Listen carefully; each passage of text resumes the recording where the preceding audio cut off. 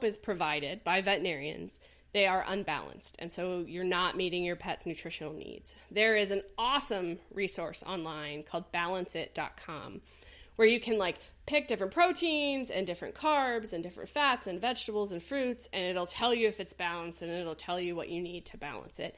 And they do make their own supplements, and they will be able to tell you which of their supplements would help balance the meal, which is pretty cool. And a lot of times, if I have clients that want to make their own food at home, that's what I'll use to ensure long-term we are balancing the diet appropriately.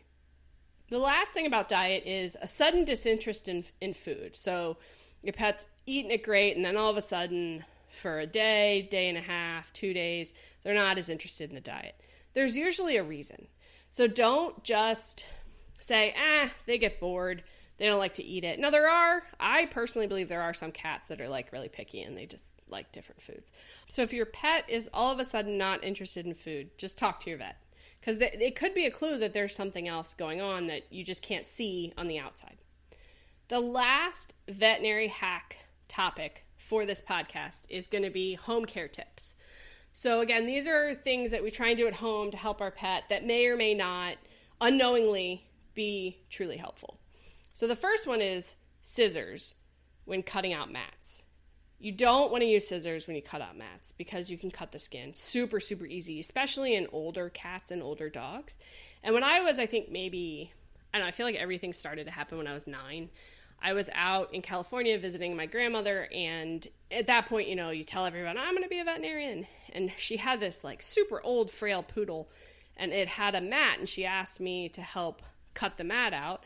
So, of course, I cut the mat out and then caused a giant laceration in the side of this dog's ear, and then we had to go to the veterinary hospital, and then the whole time all you heard was, my granddaughter cut the dog's ear. She wants to be a veterinarian. And then there were a lot of eye rolling. So just don't use scissors because it is really, really easy to cut the skin. It's also, in old, thin-skinned animals, easy to rip the skin, even if you're not cutting, if you're just pulling up really hard on mats. So if your pet has a lot of mats, even if you don't want them fully groomed, you can take them to the veterinarian, and most veterinary hospitals, the technicians can do trimming of the mats really easily. If your pet has a wound that's not bleeding profusely, or they have an area of their skin that they keep licking on, I don't recommend that you put a bandage on. And the reason is that our tendency is to put the bandages on too tight, and then we can cut off circulation, or we can cause it to be irritating. And sometimes, honestly, they may just try and eat the bandage off, which then you have a pet that has either a wound or a skin thing that now has a foreign body in their stomach. So if you think it needs to be bandaged, go to your veterinarian. Now, if it's bleeding everywhere, they ripped a nail and it just won't stop bleeding, you can put a light bandage on until you get to the veterinarians. But don't leave it on there for prolonged periods of time. Along the lines of the bandage is the use of Neosporin. So a lot of times if they have a cut or a puncture wound or an injury, people want to put Neosporin on it. I don't recommend that. I don't recommend it for a couple of reasons. One, if they can, they will lick it, and it's not something that we want them to ingest. And two, it's not always appropriate, especially if they have unknowingly an allergy to one of the ingredients, but the moisture of the ointment, we don't use a ton of Vaseline-based ointments in veterinary medicine because they don't sweat through their skin like people do. And so their skin dynamics are the layers are totally different. So it is uncommon for us to recommend ointments. Doesn't mean I don't do it sometimes, but as a general rule, I don't recommend putting Neosporin on wounds at home. This next recommendation comes from one of the amazing veterinarians I was telling you guys about last time from our other AHA accredited hospitals. And I have no experience with this, so I'll take her I'll take her at her word. But she said that if your dog, I assume it's usually dogs, has porcupine quills in them, don't cut them. So apparently, if they get shot with the porcupine quills, sometimes people think that by cutting the quills, you will help deflate the quills and get the toxins out. Well, quills are, it's the quills on a hedgehog. They're hard keratin. They're not going to deflate. They're not filled with with anything to give them like turgid pressure. They just are hard and round. So if you cut them, that's not going to do anything. There's also no toxin inside of the quills. So frequently all you're going to do is potentially make them splinter or cut them too short and they're harder to remove. So don't do anything to the quills. Take them to your veterinarian. If your pet is limping, we want to do something, right? Our pet's in pain. And let's say it's Friday night, your vet just closed, you come home and your dog's limping. Don't give them aspirin. Don't give them Tylenol. Don't give them Advil. Don't give them Motrin. Take them to the emergency clinic. If they are in pain, they need to be seen. And I know we want to just give them something and enjoy our Friday night, but aspirin can give them intestinal bleeding and ulcers, and Tylenol can be very dangerous for kidneys and liver. Advil can be very dangerous for liver. Motrin, same thing. So any human anti-inflammatory, as a general rule, should not be given to your dog or your cat if they are limping. They need to see a veterinarian. Now, this next one I know is controversial because I have heard some veterinarians recommend that you give Pepto-Bismol to your pet if they have diarrhea. I don't recommend Pepto-Bismol. It has a salicylate derivative in it, which is related to aspirin. So in theory, it can cause issues. It also makes them poop black, because that something happens to the pink and it like oxidizes. And then when it comes out, it looks like now they're pooping black, which is never a good sign. So I definitely do not recommend that patients receive Pepto-Bismol. If your veterinarian has told you that before, then I would say abide by what your veterinarian has recommended.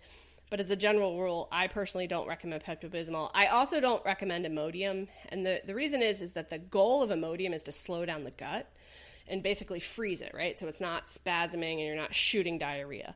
And in theory, that sounds like a great idea.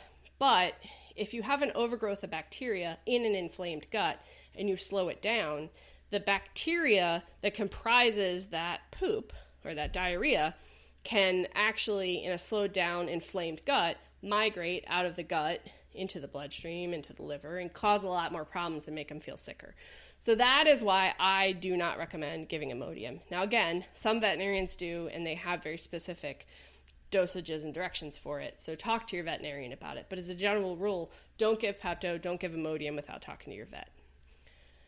2 more things, guys, and then we're done with our veterinary life hacks.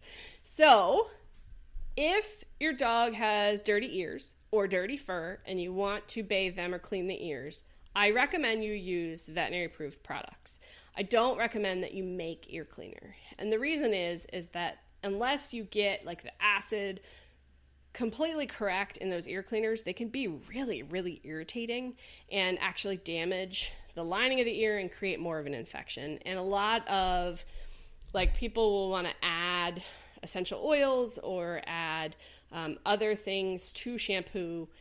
Unless you talk to your veterinarian and your veterinarian says, this is how much I want you to add, I don't recommend it. Now, I have had clients add things to shampoos or cleaners at home, but it's under veterinary guidance and it's not like a formula that I get offline that I then recommend they use. So if you want to make your own shampoo or your own ear cleaner, just talk to your vet about it before you do it.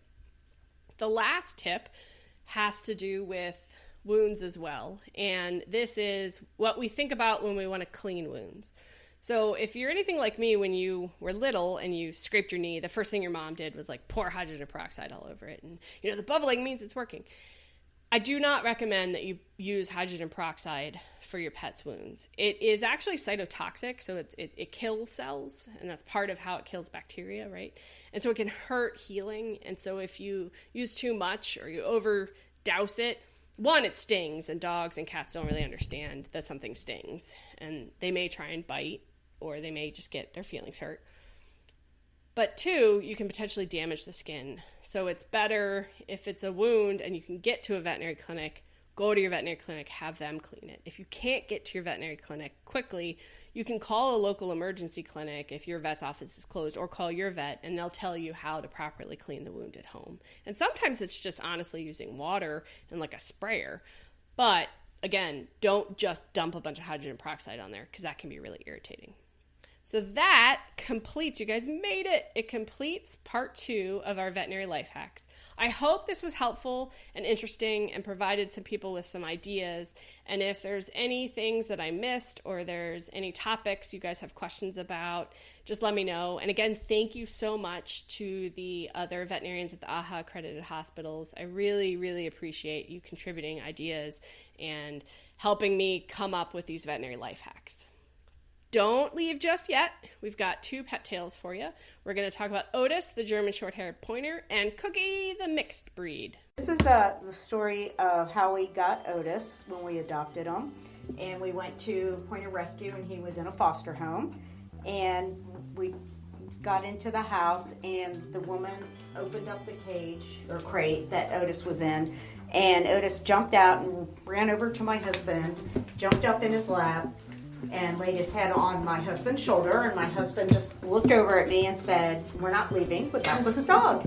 And that was 7 years ago, and to this day, he has bonded with my husband for whatever reason, and he's the person that he crawls up in his lap and just lays on him and puts his head in his lap to this day.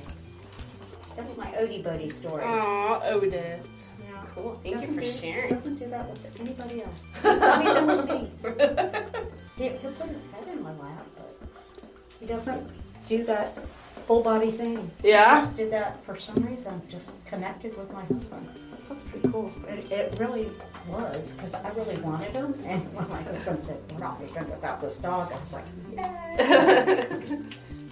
but he needed to meet the other dogs before we said yes. Right, Betty, make sure you got along. Okay, we were in Jersey City at my boyfriend's father's house where the townhouses are, and it's like a courtyard, like at Ballston in the back. It's all kind of enclosed, and his father's yard, the yards are fenced in, but it's kind of long and narrow like that. And so my dog Cookie she got stuck behind the garage and the fence. And so and nobody was there, nobody was looking or anything, just us in the house, my boyfriend, me, and my father, and the dog. And so it took us about an hour to cajole her out and get her out finally. And I looked up, and like all the neighbors were standing around watching. And that's my story. That's awesome. That's great. Good story. Okay, Thank you. Okay, bye. I think that about wraps it up. As always, thank you for listening to this installment of Vetsplaining. I hope you enjoyed your time with me and ideally learned at least one new thing for the day. If you have any questions or suggestions for future topics, feel free to leave a comment below or email info@independenthillvet.com and put podcast topic or podcast comment in the subject line. Until next time.